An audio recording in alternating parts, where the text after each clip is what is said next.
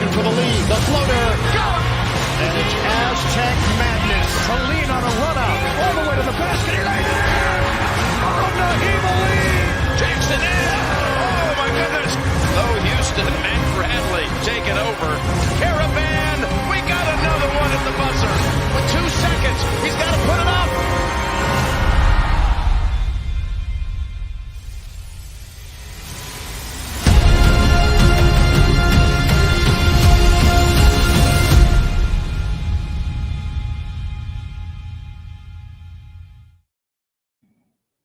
And a March Madness it has been. We are back. We are in our zen with the bonsai tree behind us. March Madness took us by storm the first day and then gave us back our money the second day. I'm your host, Ernest Docky Silva. Excited to be back with my co-host of Season 5, Kenny Cotterell. What is up, brother? Yeah, I mean, it was a pretty cold March Madness for me on the betting front. Very high on teams like Auburn, who very clearly aren't playing anymore. And I mean, I was all in on Western Kentucky when they were up 7 at the half. I thought that I called a great upset, and then they couldn't cover plus 15.5. So that was my dagger of the opening weekend. But thank you for having me on as always. Let's chat some ball. Yeah, absolutely. Day 1 took our money. Day 2 gave us our money back, and we're feeling good going into the second weekend. It was rough. Day 1 was rough in our household. I mean, I had people messaging me like, what the hell happened? Oh, yeah, let's not forget to mention hashtag What's in Your DNA brought to you by the Sport Gene today. Check us out on any of our shows, including Competitive Hedge, Boomtown Pod, and Hours Into Lap Podcast. I'm excited, Kenny. I'm excited to talk some shop with you. We're going to talk March Madness, and we're going to talk about your second favorite team, my favorite team, the Houston Rockets, who are absolutely streaking. That's the real March Madness. The title gives it away. It's college basketball. March Madness is absolutely in Houston. All right. I'm your host, Ernest Docky. So if you're tuning in early, I appreciate all 21 of y'all joining us early on here. Share it, comment, like it. Let's get this show going. Round 1 is all about March Madness. And we do have in-studio producer Londo on the screen. He's right here next to us. He's catching up, getting in tune. And we have virtual producer Rach Reyes, already on the background here. She's backstage. She's filling in. She's on banner control. So we are full effect. And we're excited. Okay, let's start things off with round number 1, NCAA March Madness Focus. And the first game we're going to talk about, or the first thing we're going to talk about, is the ITL Challenge. So if you join the challenge, if you're in it, you know what place you're in. You're tuning in because you want to see your name on the board, right? So let's check it out. We're going to look at the host bracket, and then we're going to look at the actual challenge itself. So here's our host bracket. Kenny and I feel really good. Our Final Four is intact. Kenny, that's a pretty big feat after this weekend. I mean, I feel like it is, but compared to years past, like we have all the 1s, all the 2s, half the 3s. So as long as you didn't go crazy, which I think people do every year, they honestly, like teams like Texas, I was in a pool where I had multiple people up in Canada picking Texas to go to the Final Four. And unfortunately, they don't make it out of the first week. But this is one of those years where I think we want upsets, but we actually don't. Like, we want a team to win a game, maybe a second one, but we're excited for this upcoming week because we are going to get the best teams in college basketball left. And so happy that we have our Final Four, but I think this would have been the year where you could really make a run with your bracket so far. Yeah, and yeah, we're a Texas account here. Like, obviously, we all, hook 'em. We're big about the Longhorns on this show. However, I was just hoping spread the entire game. Like, I was like, oh, they're getting too far ahead. Let's catch up, Texas. Yeah. Okay, we're back in it. Now, was I a fan? Absolutely. When we were down 2 and it was late in the game, I was like, holy shit, we have a chance, right? Like, I was like, here it is. We're going to do it. It's one of those cowboy moments, right? And then Tennessee. I'll show you how to drink a beer, motherfucker. Fucking man. And then there it all went. So, all right. So let's talk about the group. Now, ITL Challenge, right? You have a chance to win $100. Get yourself a polo. Come on this show and talk with Kenny, Londo, the whole group. Right now in first place, let's just open up that bracket challenge. Right now in first place, is Drew Simone 1 at gmail.com. 99%. Of course, Creighton winning the whole thing. That is phenomenal. Like 99.9. Yeah, just there is not a small percentage. There's not even 0.1% that's better than you in the entire world.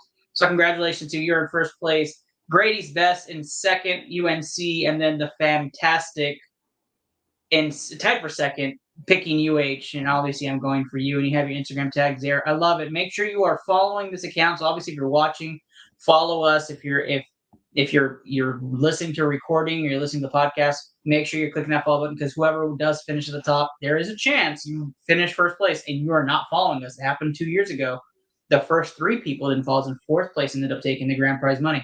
It just happens, right? You don't follow the instructions. Make sure you do that.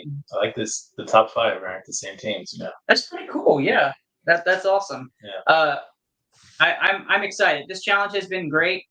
If you didn't get in the challenge, you're just hearing about this for the first time, shame on you. We had fantastic episodes the last 2 weeks. I think we had like 4 episodes in 2 weeks. We were kind of all over the place. Yeah.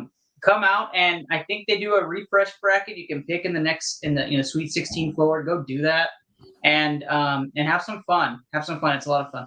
Okay, our host bracket is in 15th place. We have our Final Four intact. We're feeling really good about it. But first off and foremost, let's talk a little bit about what happened this past weekend, and it's going to start with Yale. So it's Yale, not y'all. Auburn was obviously laid the egg, and Kenny and I were actually really high on Auburn. We both really liked them coming in. Great offense, great defense, stout defense, and we watched the Yale championship. We were actually messaging during the Ivy League finals, talking about how Yale looked kind of weak. And all of a sudden, I look up and Yale's leading in the second half. I'm like, what the hell is happening? So flipping between games. The Jumbotron had it on different sides, so I was flipping them around. And Yale comes back and wins that one by 2, lays an egg against San Diego State. But Kenny, what was the big turning point for you? Is it more that Yale won this or that Auburn lost it?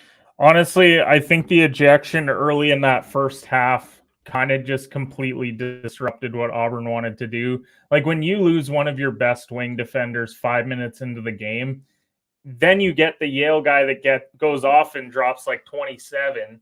And I can't help but think about how different that game could be if you have your best guy out there on the defensive side, able to maybe slow him down a bit. But Auburn, they just didn't execute down the stretch. Yale was getting every loose ball. They were getting every call. And unfortunately, there was a lid on the basket at the end. Now, this was actually the one that hurt the most for me betting-wise, was I had Auburn team total over 77.5.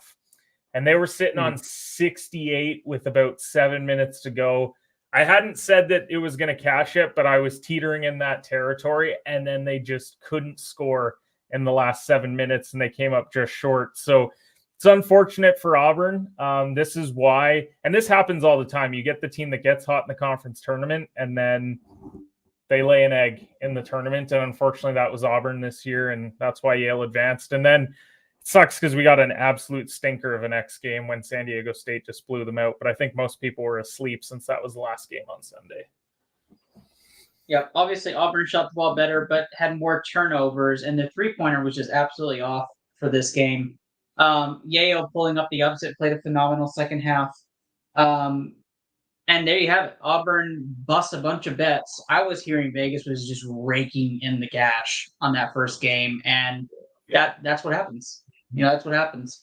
The next game we want to talk about is Kentucky, and I don't know how much I want to actually talk about Kentucky. It was an absolute choke job for me. I watched that game. I mean, Kenny, it's kind of comical, right? The last 5 years of Kentucky has just been nasty, with some one and dones and just some eggs being laid. And according to recent reports, and I think you messaged it to me, right? Calipari is still the head coach in Kentucky. I mean, this is what's tough, and Kentucky is in a bad spot. When you offer a guy a lifetime contract in 2019, and then he wins one tournament game in 5 years for a program that is supposed to be competing for a national championship every single year, and they've had talent. Like, this isn't like they haven't recruited well. They have 2 tournament wins in 7 years. The Kentucky Wildcats, like, that is crazy. Wow. NC State has more tournament wins this year than Kentucky does in the last 7 years. And that's unacceptable. Now, Kentucky's in the tough spot of, because they gave him this lifetime contract, it sounds like they have to pay him out $30+ million if they're going to fire him.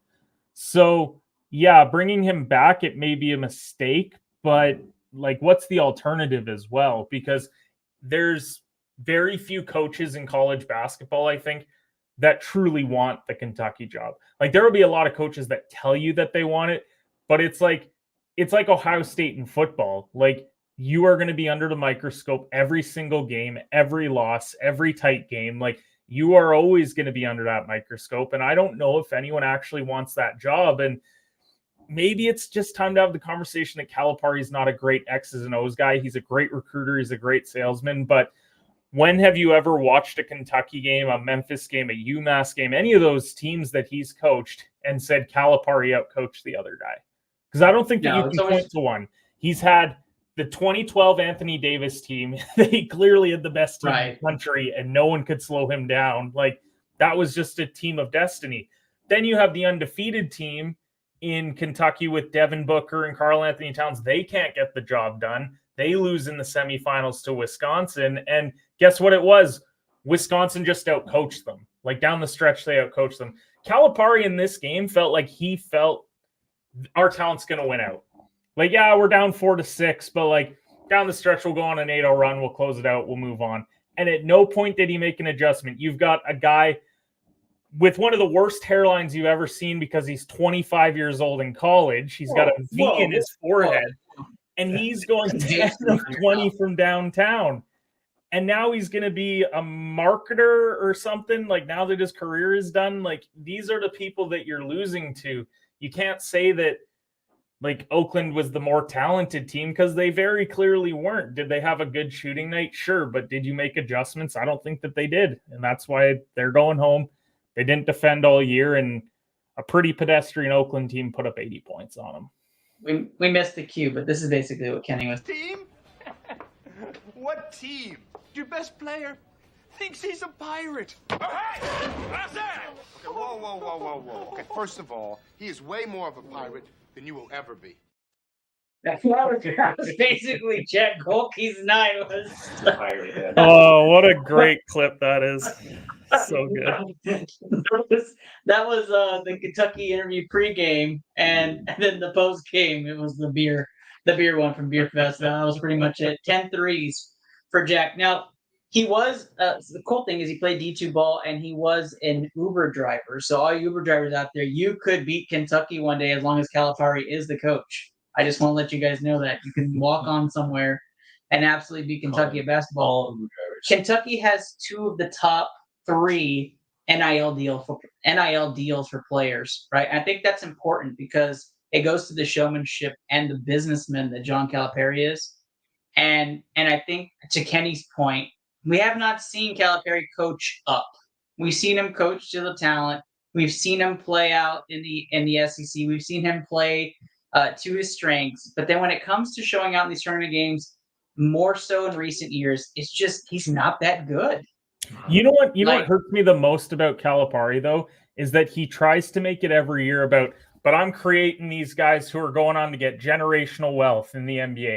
And it's like, okay, that's great for the kid. Like, I'm all for a guy going to get paid in the league, but you are the Kentucky basketball coach. You are the top 5 job in the entire country, and you are not having success as a team. So at a certain point, yes, it's great for the kids, but you're coaching Kentucky. You're not coaching them in the NBA. So what are you doing to elevate these kids in the tournament? They're going to go on. They're going to have great NBA careers, but how do you make them better in games like these? And he just doesn't do it. And that's what I think is so frustrating to watch, is he just doesn't seem like, it's not a big deal. Like, we lost, but we'll be back.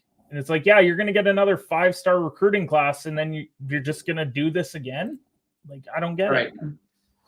I completely agree. We're about to talk about one of the most controversial games of the first weekend in just a second, right after this short transition.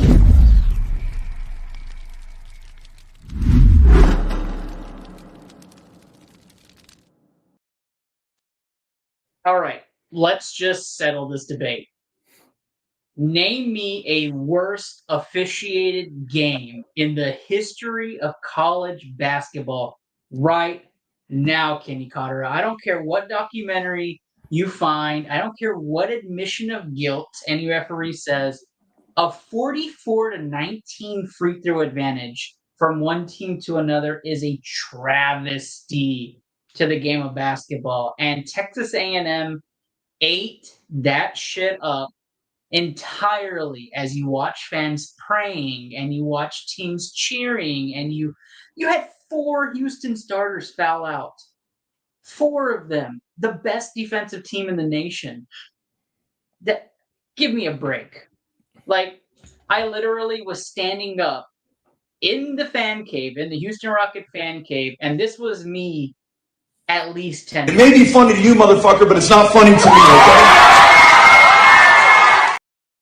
Like like I was just yelling at the screen, and there were group chats galore about that Houston game. Kenny, I'll let you talk on it, and then we'll talk a little bit about the game itself, because we have our host battle later. But what did you think about the officiating? Did you find it as crazy as we did here in Texas? I mean, I don't think that it was great. I think for the most part, the entire tournament has actually been officiated really well. Like, there was the bad Samford call down the stretch, but there wasn't really another game that I could point to outside of this one where I felt like this is egregiously bad how the officiating is.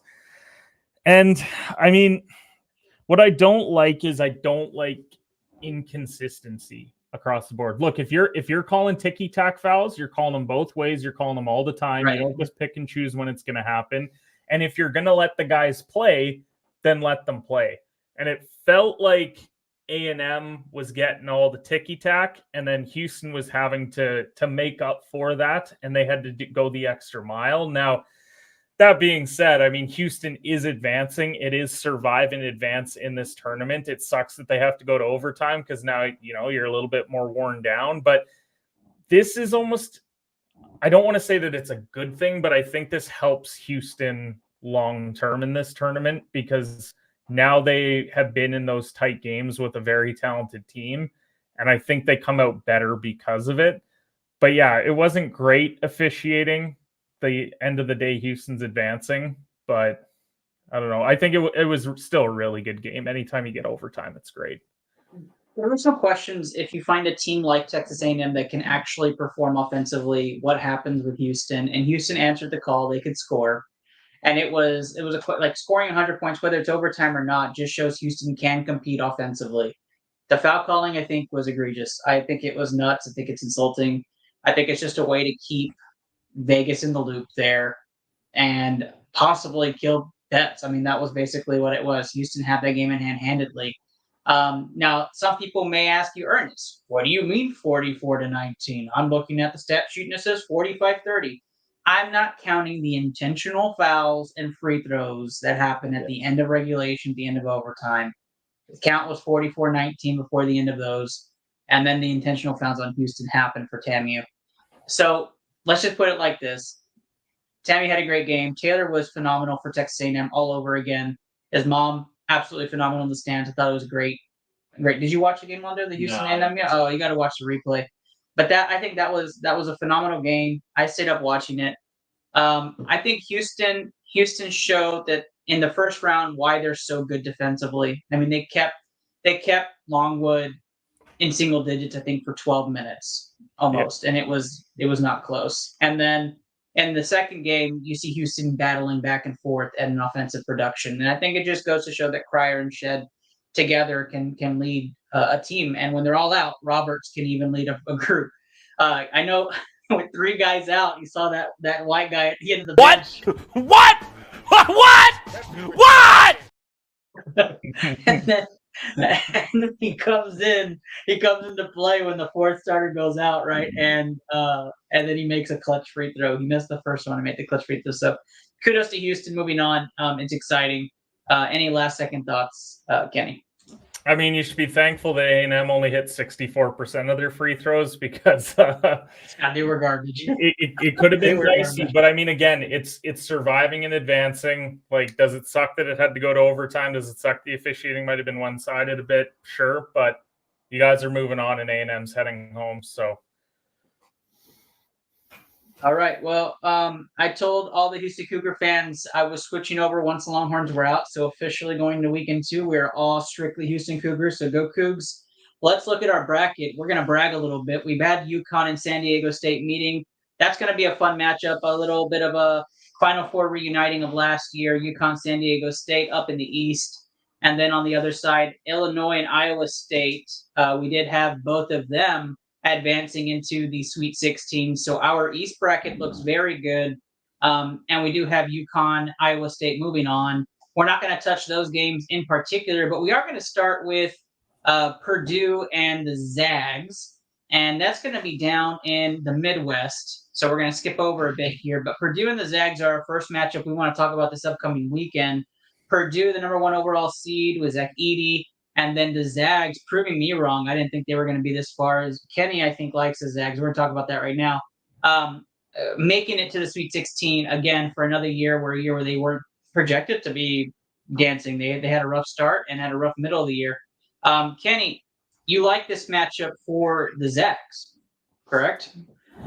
yeah, so they're plus 5.5 right now. I really hope that I'm hopeful that we get a flooding of money on Purdue, but I think because of what they did last year, people are still counting them out.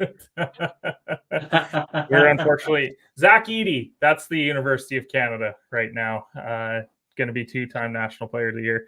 But my concern for Purdue, they do turn it over more. They don't create a lot of turnovers themselves. I think the Zags can keep up on the rebounding front. I'm not going to say they're going to win the battle, but they're certainly not a weak rebounding team.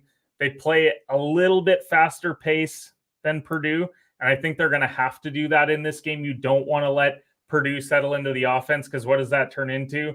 Turns into Edey shooting 15 free throws and just ugly basketball to watch. Purdue's not a fun team to watch in that sense. So people keep counting out Gonzaga, and I get why, because it is a down year for them.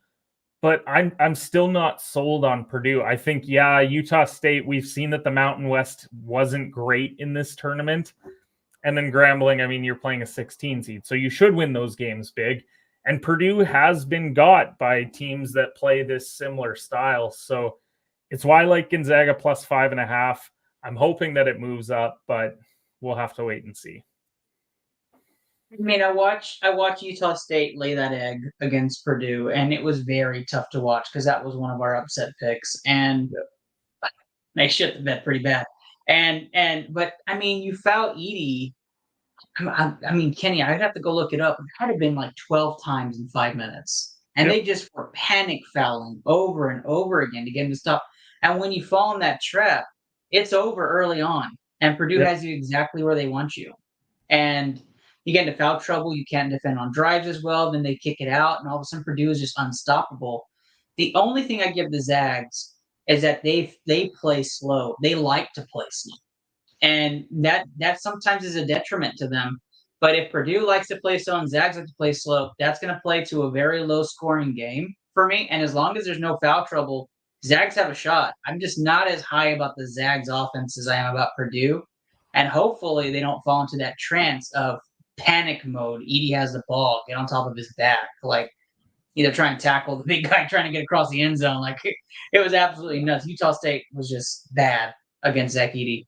But yeah, I haven't been high on the Zags. I'm one of those that have been kind of the critique on them. They haven't been as strong. I don't like the slow playing in the NCAA tournament, but it's worked for them.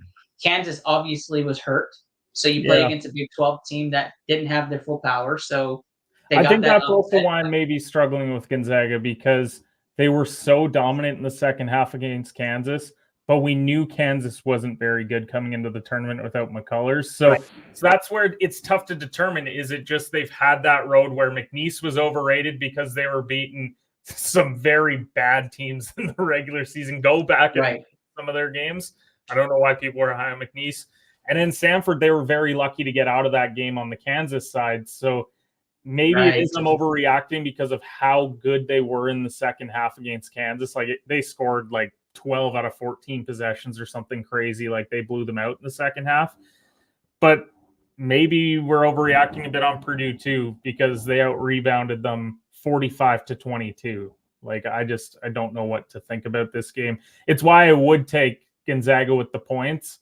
I can live with Purdue covering. I couldn't live with, I felt good about Gonzaga here, and then they go and win out. You didn't go with your hunch. Yeah, I could see that. I mean, for our bracket, we need the Zags to win, right? So I'm gonna have to back your play because Purdue's now just rocking rocking us out of this damn group. But hopefully the Zags pull it off.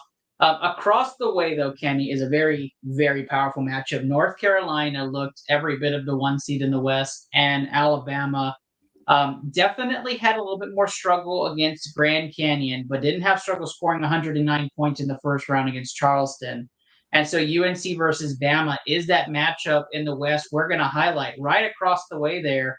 And it's going to be a game. It's going to be a game. That UNC-Bama game is going to be high-flying. It's going to be a lot of points. There's going to be very minimal defense to start the halves. I'm pounding the over everywhere for this game. And there's going to be a lot of star power. You've heard me talk about Bama quite a bit. I'm not going to go into the nitty-gritty details, but Bama can score the ball at will. And when we catch fire, I watched them shoot 4 threes in a row and then swish it from down 6 to up 6 like that in the second round. And I was like, that's the Bama I know. I don't know where that's been all game, but then they never looked back, right? That was it. That was the second half surge. They only needed one. And sometimes that's what Bama does to knock out punch somebody, right? They come back and then they lull you to sleep with their offense. I haven't seen Bama look like that high-powered three-point shooting team yet. Maybe we're due one of those games. I'm hoping this is the game. I have them in some brackets making it to the Final Four. I'm really hoping for that Bama-Houston matchup. For this bracket, for this challenge, we don't need that. But what is your take on UNC? Did they look just as good to you as they did to me? Because UNC looked fantastic this first weekend. I mean, they started really slow against Michigan State. Like they were down. They were down 14, I think, at one point, 15 points or so. And then UNC just turned it on, and they elevated on the defensive side. This might be a bit of a hot take. I actually think UNC is going to blow out Bama. I truly do believe that. I think the problem is Bama can't stop anyone. There we go. They don't beat They can't stop a nosebleed. Like, Charleston scored 96. And Grand Canyon, that was their own doing. Like, they just were horrendous just executing down the stretch. And now it's a big difference when you're playing a 13 and a 12 to go in and play in North Carolina. And I think they're going to win by 15 plus. Like, I might go and bet some alternate spreads on this game. Who knows? Maybe I'm dead wrong. Maybe it's because I picked UNC to win it all in my big money bracket. But I just think Baycott's going to be a massive problem down low. RJ Davis can score the ball really well. Cormac Ryan can hit threes. If he gets going, then Bama's in some serious trouble. And I think that North Carolina defense can slow them down enough. And I just don't think that there's going to be any resistance on the defensive side from Bama. And I'm also not high on Nate Oates. Like, I think he's a pretty overrated coach in college basketball right now. He's had a bit of success, but I saw a list today where someone listed him as a top 5 coach left in this tournament. And I just don't think that's the case. I think there's way better coaches out there in this tournament. And so I think that UNC is going to win big. Honestly, and this take may be bad, right? So Mark's probably going to clip it. He's going to clip one of us if you're going the opposite way. So I really feel UNC is going to be this at halftime. As you can see, the more you fuck around, the more you're going to find out. Like, they're going to be like, oh, here we go. 7-point lead, cuts back to 4. 9-point lead, cuts back to 6. And it's going to have just that punch Bama needs right in the mouth, second half. 4 straight threes or 3 straight threes, tide turns, get it? Tide turns, and all of a sudden, UNC has to score. And yeah, they can get some dinks and dunks there, but they cannot keep up. 3 is greater than 2. I think Bama just kind of surges out. And that's all they need. That's all they need. Like Bama reminds me of those teams that are just like the BYU's of old, the Creighton's of old, like some of those like give them a puncher, the Jimmer Fredette's of the past, just like you give them the 3-pointer because they have a chance. And I didn't pick Bama at all for your Not this bracket, we did not. They really killed us, and he didn't like Bama at all. So we didn't have them here. But I'm pretty sure I wanted Charleston to advance, and right. we didn't. And then you went Grand Canyon, and then we picked them to win. Yeah, I did. So it's going to be interesting. I really like this game. So ironically, it reminds me of Golden State Houston in the past. That's how I look at this game. Like, so UNC's obviously the Warriors, and then Bama's the Houston team. So that's why you're going Bama. You're hoping that it's the Rockets and they don't miss 27 straight threes. That's what it is. That's what it is. Like I want to get up when they hit that game-winning three, or even if it's like a 3 to seal. Give me a hell yeah! Right, and that's me and the rest of the nation. Like, yeah, we got an upset. There it is. But yeah, that's going to be a really fun game. The other game we want to focus on, we didn't pick a game in the East, but we're going to travel back to the Midwest, is going to be Creighton, Tennessee. That game's going to be pretty thrilling. Creighton had a pretty easy ride going through the first 2 games, right? Oregon pulled the upset, kind of laid the egg against them in the second round. Akron showed up. And then you have Creighton kind of moving through. Tennessee had a battle. Tennessee played against St. Peter's. Thank you for coming. And then they had a really great game against Texas. If you didn't watch that, probably game of the year. I'm just kidding. It wasn't game of the year, but it was definitely definitely wasn't.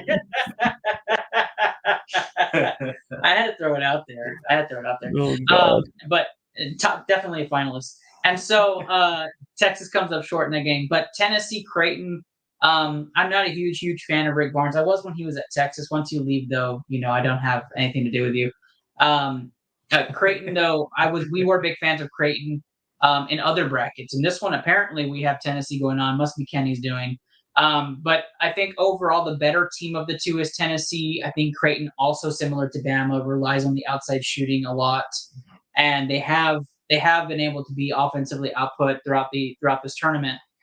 It's going to be which Tennessee team for me shows up. If you see the Tennessee that showed up second week or second game last weekend, that team's not going to be Creighton. Like, that team's going to struggle. If Creighton can turn on the jets, can really play physical basketball on the defensive end and push Tennessee's guards to make difficult decisions, it's going to be a tough day. And so Creighton pulls out that win. But if Rick Barnes can put a game plan together, get the week together, and be able to stop Creighton from the outside, I like them. I like Tennessee to move on. Londo, who do you like in Tennessee, Creighton? I like Tennessee to see them move on. I'm not a fan of Creighton. So there you go. But I was upset they beat Texas. That just didn't. That's okay. It's okay, man. I mean, I did like the term battle of UT, whatever they want to call themselves. True. Kenny, do you feel the same about Tennessee Creighton, or do you have a different take? I think that this is going to be the best game that we get in the Sweet 16. I've been clamoring for this game like since the bracket came out, because these are two teams that I've really liked all year. Like, Dalton Knecht's probably the most exciting player in college, and he has not played well in the tournament yet. Like, I think he was 5 of 18 against Texas. He really hasn't played well, even going back to the SEC tournament. He dropped 40 on Kentucky and then hasn't done a lot since. So I really hope that we get a Knecht 30-plus point game, because that would make this a really great matchup, because Creighton, they're one of the best three-point shooting teams in the country, with Kalkbrenner and Shireman and Alexander. Like, they have a lot of talent. And I think in years past, if Tennessee didn't have a guy like Dalton Knecht, Texas wins. And it's just, they've never had that guy that, yeah, it wasn't a great shooting night, but he still had 18 points, and they needed every single one of them to get by.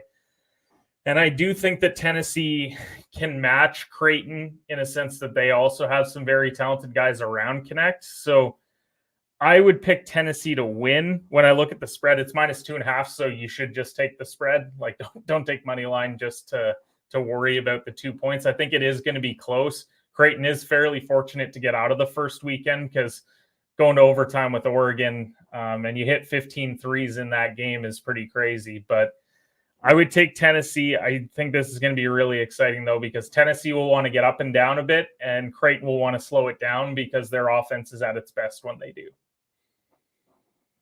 Yeah, I think again, this is why we're highlighting it as one of our top 4 games for this week, right? Like we chose the 2 in the Midwest because I think those are going to be battles. And we got Tennessee to the Final Four, do we not? We do. We have Tennessee all the way to the Final Four. So we need it. We need it. Let's go, Dalton. Get going. Get going. We are excited. That is the end of our fun March Madness talk for about the 50 of you that are tuning with us. Or so you thought. Luckily, there's more. The big game is the battle of the hosts. Houston versus Duke. It's the game of the weekend. Probably the game of the tournament for us, as we will be talking the entire time. Kenny's Duke Blue Devils versus Ernest's Houston Cougars. And I'm sure Chris Borak out there somewhere is like, those are my Houston Cougars. So shout out Chris Borak versus Kenny more so. But okay, here we go. Houston versus Duke. Kenny's just glad they're here. First off, let's just get that out there. Yep. I'm glad they made it. He's very excited. We weren't sure if they were going to make it. Let's go back up to our bracket. Duke is here. We had them here. We had this matchup, Houston versus Duke. Kenny, I'll let you take that first analysis on it and what you're thinking for this game. How did the Duke Blue Devils win this game? Man, I honestly don't see how we do. And if Duke fans are listening, they're probably like, what the hell are you talking about? We just won both of our games by double digits. Vermont was the worst 13 seed in the tournament. I think that much is obvious. They scored 47 points. I know like the defense was pretty good for Duke, but they didn't have shot makers. James Madison, we just blew them out in the first half. Yeah, like we blew them out badly because McCain got hot. Proctor hit some shots. Filipowski has done nothing in this tournament, and we need him to against Houston, and I don't think he's going to. This gives me such Tennessee vibes from last year. We returned 4 or 5 starters that got blown out by Tennessee last year in the round of 32, and now you take on a Houston team that's physical. Like these guys aren't going to get the same looks that they got against JMU. It's just not going to happen. Now, if McCain gets hot, I think we have a chance because he's one of the best shooters in the entire country. But I shiver to think about what TikTok he's going to post after what Houston does to them. So I'm trying to be optimistic because I'm always this is the team that I care about the most. Like across any sport, I live for Duke basketball. I watch every game that I can, and I have dreaded this matchup. I was praying for A&M. I'll just say it. I was praying that A&M beat you guys in overtime because I know what's coming. Minus 4.5 to me is not enough. And I think I Vegas is tempering expectations because of how good Duke looked in their first 2 games. But I just don't see it. I don't see a path in which we beat Houston. I'm hopeful that we do, but if I had to bet this game, I would bet Houston spread and probably not think twice about it. What number would you put for the spread? To me, this should have been minus 6.5, minus 7.5. Wow. Because it is still a 1-4. And, like, don't get me wrong. I don't think that we're as bad as, like, we'll use other games as an example. UConn is minus 10.5 against San Diego State. It's not that big of a gap between the two teams. But I think it's a larger gap than what it's at. So if I put it right in the middle, it's 7.5, which is where I think this game very easily could have been. I think the only reason why it's as close as it is because Houston will probably not be in the 100-point range again in this game. They're thinking that It will be lower scoring because Duke's defense has looked pretty good. And then we probably get 65 to, I'm hoping, like 62, but it's probably more so like 57. Yeah, I think the spread for me would be a little bit higher. It'd be probably minus 9.5 if we took the biases out of it from the first weekend.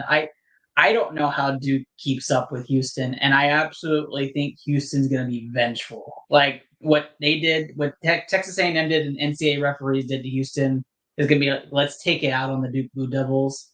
And I feel really bad for Duke fans. Like, that's going to be a really tough thing to watch. Everyone the gets first up 5 for minutes. Duke. You see Duke in the bracket, like you want to beat the shit out of them because we are the most obnoxious college basketball fans out there. It's just the reality of it. Like, we talk about every game like we're either winning the national championship or we should fire John Shire and burn Cameron Indoor Stadium to the ground. Like, that is that extreme with this group. And if we lose in the Sweet 16, people are going to act like Shire's a terrible coach. Like, we aren't playing the number 2 team in the country, and we shouldn't win this game. Now, another fun fact, do you know the last time Duke was the higher seed and won in the NCAA tournament? 30 years ago. Wow. Duke. Now, keep in mind, Duke historically they're a 1 or 2 or a 3 seed, so you don't get a lot of opportunities to face those seeds. But that's still staggering that they're a 4 seed and playing a 1, and they haven't won in a matchup like that in 30 years, and that was with Coach K at the helm for the majority of it. That's crazy. What do you think they need to do for the upset? Like, what do you think would need to happen for them to get? So I would think, honestly, I think McCain, firstly, he's been a great 3-point shooter in the tournament. He would have to get hot early, and he can. Like, he started the game 6 of 6 from downtown against JMU. So he would have to hit 3 quick threes early, and then, you're up a bit, and then it turns into a dogfight after that. But Duke has to get an early lead. They have to jump out. That's the way to beat Houston, right? We saw Iowa State do it. You jump out to a big lead and then defend your ass off. I think that's the only way to do it. And you need guys like Roach, who haven't had a great tournament. Filipowski has to do a lot. Mark Mitchell has to do a lot. Like, we're asking a lot of mainly freshmen, some sophomores, to beat a very well-coached, because Houston's going to have the better coach. They're going to be the more experienced team. They're going to have the better defense. The only thing that can save Duke is that they probably have more talent top to bottom when it comes to freshmen and sophomore guys. But talent doesn't necessarily win out in this tournament. Great coaching and leadership does. Well, I'm extremely excited. You're excited because you're going to troll the living shit out of me on Friday. That's why you're excited, because you think that you're going to win by double digits, and I think that you're going to win by double digits. And you're a college basketball fan, but you are not like a diehard college basketball fan. So it will drive me nuts more about it because I care more about the game. I truly believe that, just based off of our interactions about college. I don't know what you're saying. I'm going to be very sportsmanlike like this on Friday. Give me a hell yeah! I love that you said sportsman and then you put WWE, which is in the sport. There you go. There you have it. That's it. The host battle. And Lana didn't ask me what I think about Duke. I just don't have a path for Duke to win. So that's about it for me. What do you think would happen if Houston? What does Houston have to do to lose? Like, what are the mistakes would happen? It would have to be that they get trapped into playing half court offense. The turnovers get limited by Duke. Houston plays really well off turnovers. The pace has to be up. That's Houston Cougar basketball. They swarm. And when Samson gets trapped in these tournament games, it's usually because they're playing half court. They're not getting stops. They get into foul trouble. And so this is indicative. That would be indicative. Duke's plan has to be attack Houston on the defensive end, control the ball, make sure the 3 is falling, rely on stars to play. And a lot of teams, they fall to that. You can't play 40 minutes worth of that. But this Houston team is very talented, very top heavy, 5 absolute stars and studs in the starting lineup. And then they have 3 really good rotational players, and it gets a little scarce at that point for Houston. So maybe relying and pushing them into depth early on with foul trouble would be something Duke would have to do, attack a lot. It's just very hard because Houston's very well disciplined. They're the best defensive team in the nation. That's why it's hard to beat them. And so that would be my only 2 cents. But for me, it's just Houston Cougar basketball. Let's go play Houston Cougar basketball and show them why you think you're the best. Like, considering what happened in the last game, do you think that they're going to play more carefully, or you feel like they're going to just come out? It's interesting you asked that because Reg last week said that if they get into a battle with TAMU, and of course Reg has also messaged on the side, he said, now that they've had these referees, you better hope you're not getting similar calls against better teams. And he said, I would be worried about that if you're Houston. I mean, maybe. It just kind of depends on the agenda, right? Like I haven't read the script. I don't know if Kenny's read the script, but I know I haven't. So I don't know who's winning this game, like for sure. But if they officiate the game anything like they did last week, Duke have a chance. Duke's a Also better team keep than in mind A&M. it is Duke. Like the Duke whistle is a thing. It is. Yeah. Good Yeah. I think it's gonna be the Duke whistle may be a step down from what happened last weekend because last week it was just blatant. Keep A&M in the game the entire time and force this game to overtime. That's a good stopping point, though. Alonda, I love the questions. Those are good questions. Let's transition, though. We're going to talk some NBA after this brief interlude. And I'm excited because the only NBA topic we have for today are Kenny's second favorite team, my favorite team, the Houston Rockets.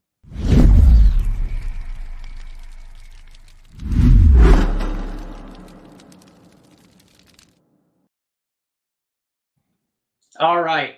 Round number 2 is Houston Rockets basketball. And Kenny, if you would have told me on February 29th, yes, it is a leap year, y'all, that the Houston Rockets would be above 500 by March 26th, I would have told you, punch your lottery ticket. There is not a snowflake's chance in hell. Well, they did it. Winners of 11 of the last 12. They're on a 9-game win streak. The Rockets are now officially a game behind the Warriors. A half game behind the Warriors for the play-in. So, Kenny, I don't know how much you've been following this Rockets' recent meteoric rise as they've come up into the play-in standards because they had fallen off from grace going into the All-Star break, and then post-All-Star break, Şengün got hurt after destroying Wembanyama.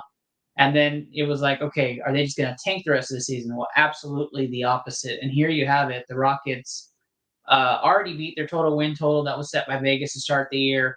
They're now pushing up and a superstar rise of Jalen Green post All-Star break again for the third straight season where he boosts his play. It's here again. The Jalen Green talk is here after he got told he was going to be a father, right? So he's going to have his first kid. And so he said, I'm trying to play for my kid. So I don't know how much you've been following, but Houston Rockets basketball has been really fun to watch lately. And they have been playing phenomenal. Watching the rise of Jalen Green, Jabari Smith Jr. has been silently a tremendous improvement. Şengün was playing like an all-star. He'll be back if they're in the playoffs or in the play-in. And then Fred VanVleet and Dylan Brooks, right? So just focusing on March, the Houston Rockets offensive rating is third, only behind the Celtics and the Bucks. And their defensive rating in March is also third. So they have a top 5 offense and top 5 defense just in the month of March during this streak. And of course, Jalen Green, player of the week 2 weeks ago, player of the week runner-up against Anthony Davis last week, which I think it was stolen from him. He is now also a player of the month candidate. So the Houston Rockets, to me, are on this rise. Obviously, you know where I stand in all this. For an outside, non-biased take, Kenny, what do you think about the Rockets' recent success, and what do you think about their chances of making the play-in? So before I talk about Houston, shout out the Lakers for running in double overtime against Milwaukee, 128-124. It's a really big win for us moving forward. But we'll talk about my second team now. I do also want to provide a bit of context around this. Now, Houston can't control who they play. But when you're beating non-playoff teams, which you need to do if you are going to make it into the play-in, which is basically what they're playing for. They are playing to leapfrog Golden State at this point to take the 10 spot, maybe the 9 if the Lakers slip as well. But I'm impressed. Like, I'm happy that Houston is winning important games because these, regardless of whether they make the play or not, you can just point to the strides that they've taken as a team this year. It's why 6 weeks ago when we were talking about Jalen Green and I said, I don't know why you would trade him. I know that they've had offers out there. They were thinking about trying to get Mikal Bridges and there was other players that they were shopping with Jalen Green. But to me, it didn't make sense why they wanted to do that and why you were going to give up further assets to go and get Bridges, which doesn't get you any closer to the playoffs anyways. But I'm impressed. I mean, anytime you go on a 9-game win streak, clearly you're doing something right, and they're well coached. Those veteran guys have stepped up and helped out to go along with the young talent. And I think what's been so surprising is that they've done it despite Sengun, right? Like, I figured when he had that injury, like the season's done at that point, because you're already so far back, and then now you're going to lean on Jalen Green to lead you there, and he stepped up in a big way and helped. So I'm happy for Houston. I would much rather see Houston than Golden State, just because of Golden State's legacy and their track record. Although I know that we can beat them, given in the playoffs last year we did. But I'm happy for Houston because they're at least making strides. I think they got really screwed years ago by the whole James Harden situation. They've had a lot of bad things happen. I mean, the 27 missed threes, I referenced it earlier. Like, there's been a lot of close calls for Houston that then went into a tough rebuild. And now they're starting to show signs of coming up. So I think it's a good thing for them. Yeah, if you don't know the 27 missed three story, just YouTube it. It's hard to watch. There is Imagine me in an open gym right now at 29 years old shooting shots, and how many would go in? Well, you're peak right now, though. You're in the prime years, Kenny. Well, I mean, I would be in my prime years if I was training every day like professional athletes and not eating lasagna on the couch. But unfortunately, I'm just living a different life than them right now. Wait, did you eat lasagna tonight? I did. It's really good. I did too. I had lasagna. Look at that. We got the vibe going. There we go. Was it good Stouffer's? What did y'all have? It was homemade lasagna. Yours is much different. My wife's in Nashville until Thursday, and that was 100% an oven lasagna from the grocery store. But I am a firm believer in once a week you should have either like an oven pizza or an oven lasagna. Like, it's not the best quality, but you don't have to put the work in. You just throw it in the oven, and then I'll see you in an hour, and I'm completely fine with that. The one thing I like about Kenny is that he just keeps it straightforward. He's like, I'm not gonna lie about this. I didn't sit there and make sure the noodles were right and do the cheese to sauce ratio. He got a frozen lasagna. He stuck it in there. I relaxed. Probably played a game of COD. Came back, got it. Ate on the couch and said, "When the fuck is ITL starting?" Because he's late again. Yeah, I'm not gonna lie. That's 100% what I did. So. I love it. Okay, so I was looking over the Rockets schedule. So you guys obviously know where I stand on this. I hope they make it. Right. I'm wishing that they make the plan. I'm excited. It sounds really great. I had no idea this is what's going on with the Rockets. Yeah, man, because it's just so quiet, right? Because they sucked for a little bit there, and it was like, oh yeah, Shingun's an all-star, and then he didn't make the all-star team. It's like, shit, what else do we have going for us? Yeah. We're losing. Here's Kenny. I told Chris Borak, a couple others in ITL. I said there are 5 games the Rockets should win going forward. There are 5 games that are absolutely 50-50. I'm sorry, 3 games that are absolutely 50-50 and 3 games that they just should lose. So right now, 5 and 6 would be worst case scenario for me. They go 11-0 is the best case scenario, right? So I'm going to give you the games. You're going to tell me that's a win, that's a loss in your book. And think about who they're playing going through this. And then give me your records for both the Warriors and the Rockets, because we're going to play their play-in chance right now. The Rockets have a tell me how it is, let's do it against the Thunder tomorrow night in Oklahoma City. Thunder on a back-to-back. Just keep that in mind. They're playing tonight. They play the Thunder tomorrow, and Shai may be rested. So take that into consideration too. Do the Rockets win that game? No. All right. So the win streak ends. And they're 0-1. They go to the Jazz 2 days later. I think you win that game. There you go, 1-1. They play the Mavericks at home 2 days later on Sunday. I'd say that's a loss, just given where Dallas is at. Okay, then they go to Minnesota 3 days later. Loss. So right now they're 1-3 at this point. Then they play the Warriors on Thursday night. Home or away? home. Win. 2-3, and they catch up a game there on the Warriors. They play the Heat next day back-to-back at home. Loss. That makes them 2-4. Then they go to Dallas that Sunday. So next Sunday, not this upcoming Sunday, but the following, they go to Dallas to play them on national television at 2:30 in the afternoon. That feels like a Luka game, so I would say loss.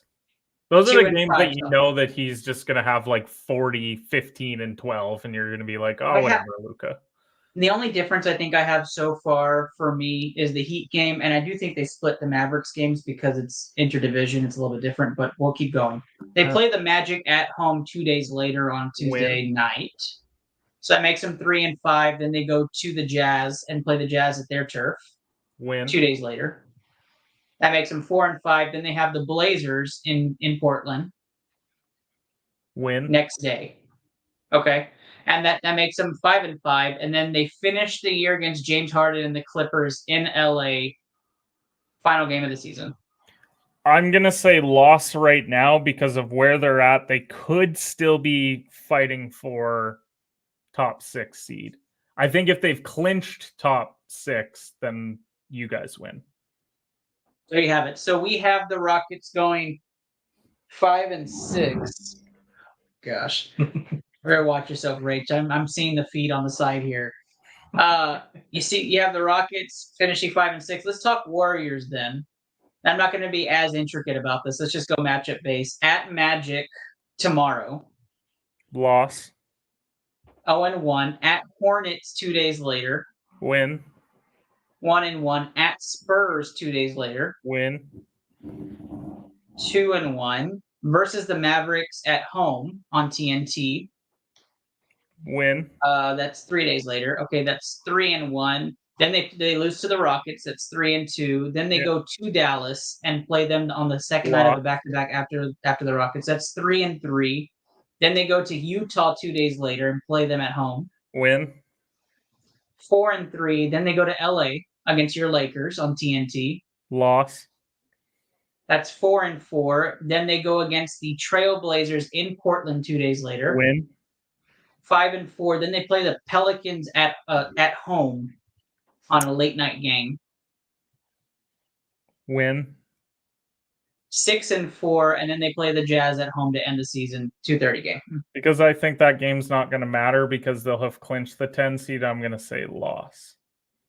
So you have them going 6-5. So you have the Rockets going 5-6. The Warriors 6-5. Rockets miss the play-in by 2 games if the Lakers don't lay an egg the rest of the way.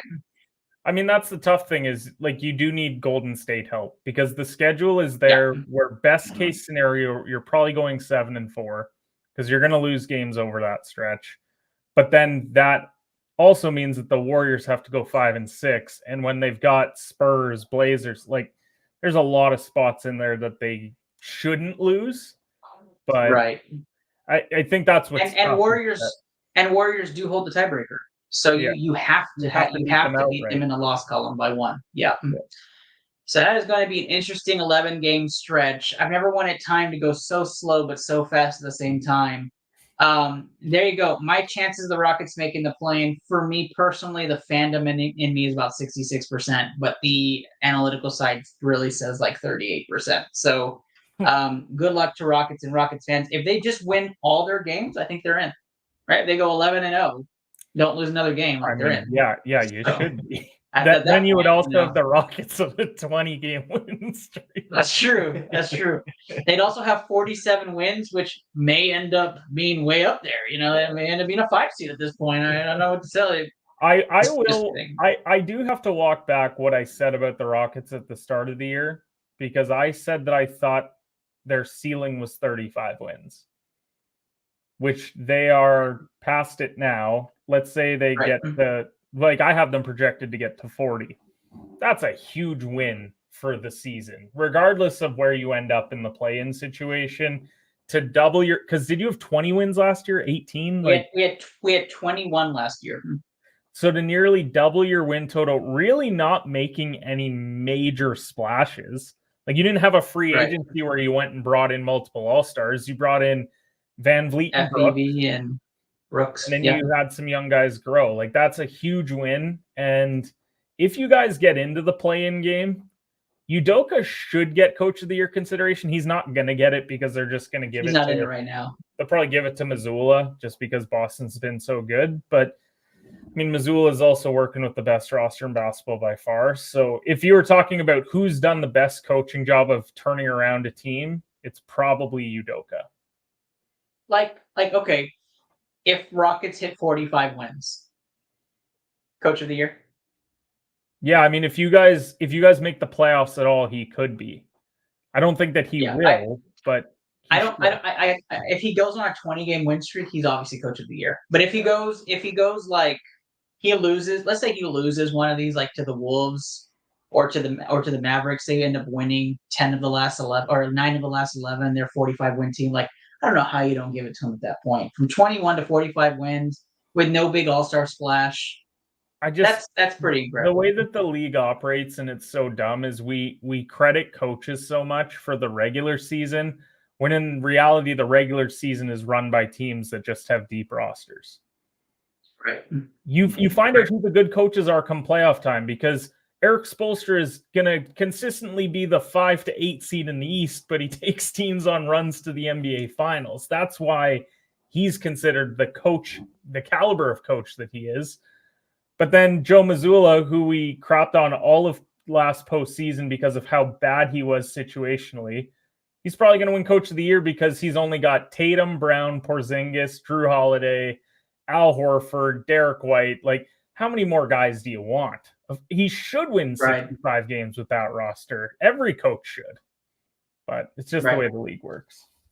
I completely agree. Well, kudos to the Houston Rockets. Kudos to the Houston Rockets fan base. You guys have lived through 3 years of just crap because of James Harden, and now we're finally feeling the effects of that. Not to mention, thank you to the Nets to continue to lose. Let's just keep losing, please. I don't want to see these 1 wins here and there. Just keep losing. We want a top 4 pick, please. That's tonight's show. Thank you so much, Kenny Cotterill, for being on here. Why don't you tell everybody where they can find you? Yeah, you can follow me at HedgePod now that I've got the official setup behind me. Shout out to my incredible wife for finding the artwork and getting the whole studio set up now, so I've got somewhere to operate again. Getting back to doing podcast episodes, should have one out previewing some of those games for Thursday. If not, then we'll have something for the Elite Eight, so we will have a show nonetheless. And thanks for having me on. As always, ton of fun. And we're on TikTok as well, guys. Follow us on there at Into the Lab Pod. Thank you guys so much for joining us tonight. You guys were amazing. Thank you for being a part of the show. And of course, go Cougs to this weekend, and good luck to your teams in the NBA playoff chase. Go Rockets. Have a great night, y'all. Peace.